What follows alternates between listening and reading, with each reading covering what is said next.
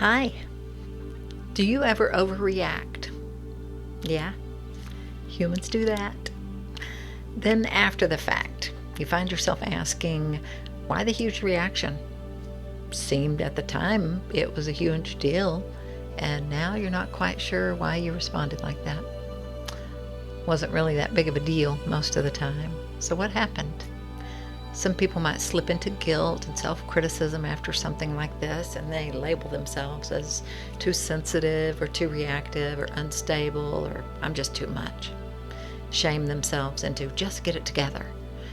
Sounds like there is a gap between awareness and skills, and that is totally workable when you understand what's happening behind the scenes.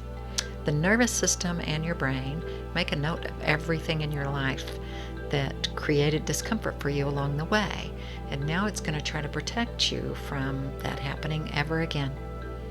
Ha! Not on this planet. Welcome to Earth. That is an unrealistic goal. Silly nervous system. However, the nervous system is quite remarkable when we think about it.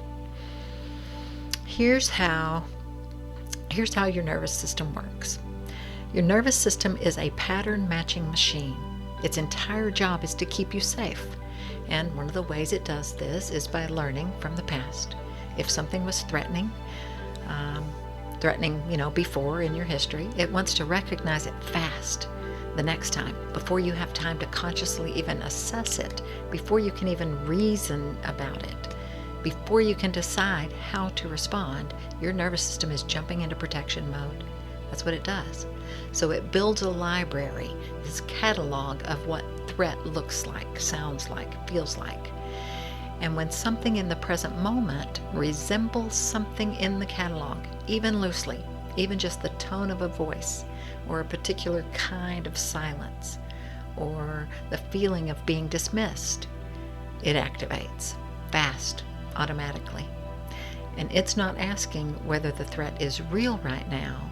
It's recognizing a pattern and just responding.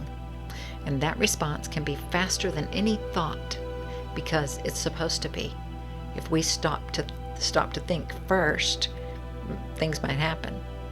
So it might be helpful if you're about to step out into traffic, right? But discussing a difference of opinion, not really a threat, just a difference of opinion.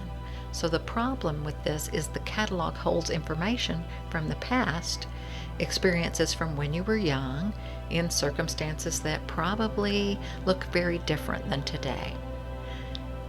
That is the only data the nervous system has, though, past experience, to help assess what is happening today.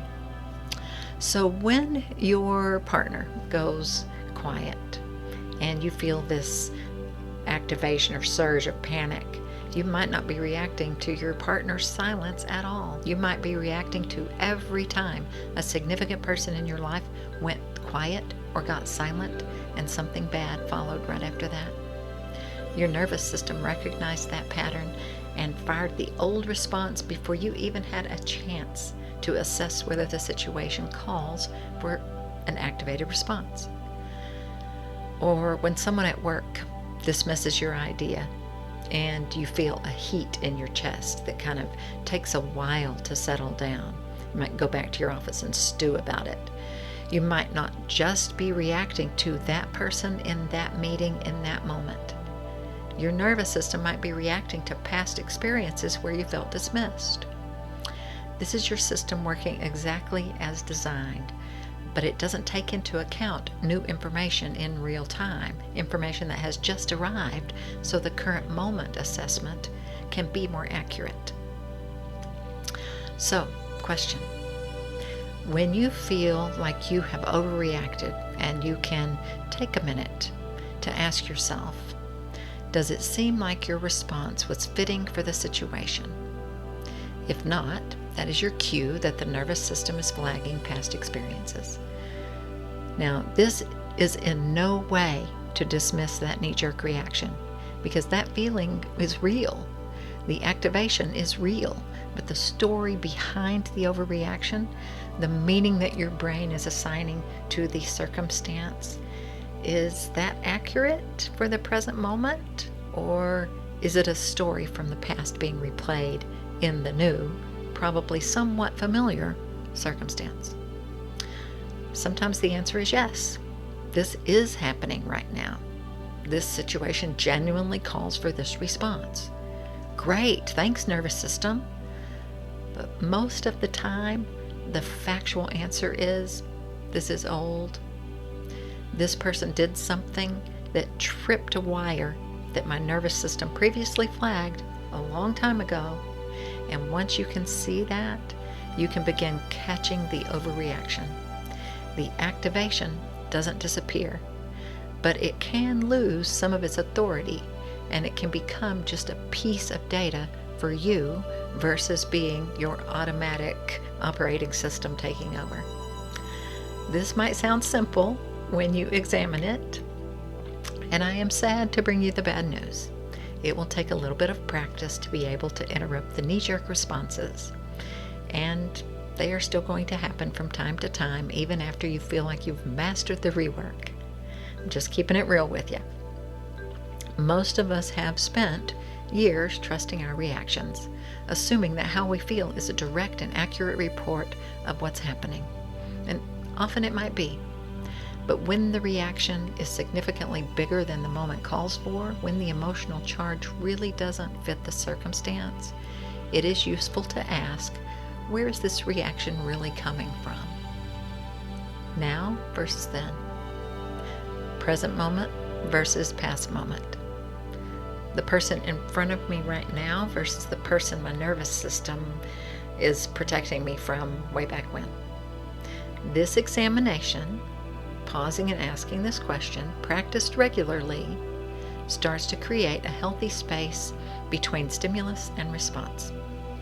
And that space is where you stop being run by your history and you start being able to choose something different.